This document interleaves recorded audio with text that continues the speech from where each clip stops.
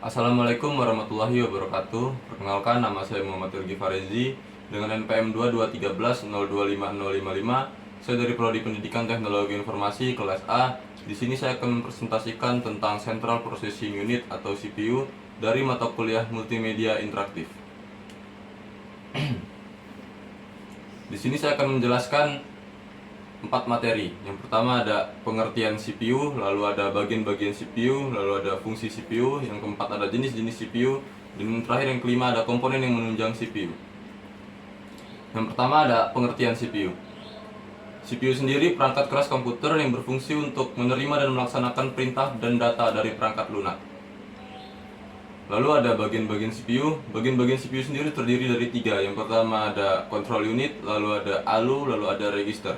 Control unit sendiri adalah unit control adalah salah satu bagian dari CPU yang bertugas untuk memberikan arahan kendali kontrol terhadap operasi yang dilakukan oleh ALU. Lalu ALU sendiri itu adalah lalu yang kedua ada ALU. ALU merupakan bagian pengolahan biner dari sebuah prosesor. Lalu ada register. Register sendiri merupakan perangkat memori sementara untuk menyimpan data.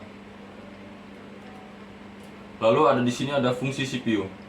Fungsi CPU sendiri seperti kalkulator, hanya saja CPU jauh lebih kuat daya pemrosesannya. Fungsi utama dari CPU adalah melakukan operasi aritmatika dan logika terhadap data yang diambil dari memori atau dari informasi yang dimasukkan.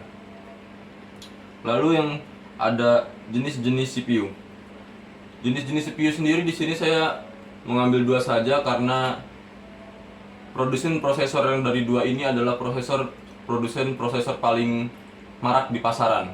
Bahkan orang-orang masih sering membanding-bandingkan mana yang lebih terbaik dari kedua ini. Lalu ada komponen yang menunjang CPU. Di sini juga terdapat 3 komponen yang menunjang CPU. Yang pertama ada motherboard, yang kedua ada VGA, yang terakhir ada BIOS. Di sini saya cuma mengambil 3 komponen yang menunjang saja. Selebihnya masih ada yang lain. Yang pertama sendiri ada motherboard. Yang pertama di sini ada motherboard, yaitu motherboard digunakan sebagai tempat dudukan beberapa peralatan pada CPU seperti memori RAM, prosesor, fan dan lain-lain. Lalu ada VGA. VGA sendiri berfungsi untuk menampilkan gambar hasil olahan dari CPU, dari monitor ke CPU. Lalu yang terakhir ada BIOS. BIOS sendiri adalah sebagai jembatan yang menghubungkan antara software dengan hardware. BIOS juga digunakan untuk melihat hardware apa saja yang terhubung pada motherboard. Mungkin itu saja yang dapat saya jelaskan. Jika ada salah kata atau perbuatan, saya mohon maaf. Saya akhiri. Wassalamualaikum warahmatullahi wabarakatuh.